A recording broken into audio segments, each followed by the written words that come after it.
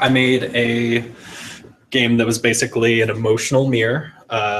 It used the Affectiva library, which is a library that can actually detect faces and kind of look at how like your brow is furrowed and like stuff like that, or like whether you're smiling, in order to kind of get a rundown of your emotions and stuff like that. And what I did was I created something using that library where it would take pictures of everyone's faces periodically and then kind of store the information about like their facial expressions in a database, so that when you looked at the screen, instead of seeing your face back, you would see someone else's face that was matching your expression. So if you looked really angry, you would see someone else who's very angry, or, you know, surprised or whatever like that. So, and then it continually updated the database. And so in my personal environment, everything went fine, but when you show things to the public, sometimes everything goes disastrously, which was kind of my experience. So I ended up putting things on another machine I hadn't tested on. I wanted to get everything flush, basically looking like a mirror. So I grabbed a tablet that I just bought real quick, refurbished at Best Buy, just threw everything on there, and that did not work as expected. So basically at the event, it would basically I would get Unity errors periodically, like after a few minutes or so, something like that would pop up. And so thinking off my feet, I went ahead and this is all terrible things to do, so just keep this in mind. But yeah, so I ended up using, so I ended up like finding software that would just automatically restart things if it crashed. And so just out of desperation. And then that worked for a while. And then except the issue was if like Unity popped up with like an error like this, it wouldn't think that the game crashed because it's still running.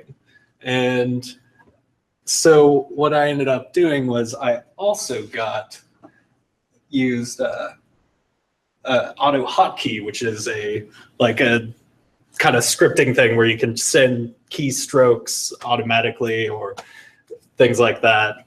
And I had it basically press enter every like 5 seconds or so, just in case we got to that point. But then, which worked for a while, but then every now and again, that wouldn't work because the error message would not be like active. So I also ended up using the same thing to move the mouse to the center of the screen and click, just in case I was there. And so yeah, so there was don't do any of these things, but if you have to, it's possible. Nature finds a way. And so that was working enough to the point where I could at least like show it off on, you know, the gallery hop night. And then I noticed in like with the lighting in like at the Living Arts and Science Center, the way it was set up, starting to notice that it was having trouble detecting faces of people with darker skin, including me. So it's like, great, now my game is racist. And but if you play your cards right and kind of, if you're come up with really creative and clever solutions, you can end up with something a little bit like, if this will open. Oh man, oh, here we go. So it just ruined my comedic timing. Here we go. End up with a little something like this.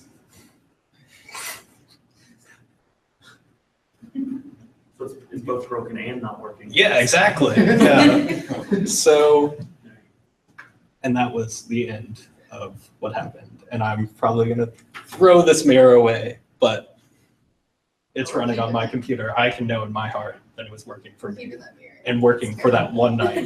Yeah. Yeah. That is. Me too, mirror. Me too. You have it next to it? I don't know if that deserves applause.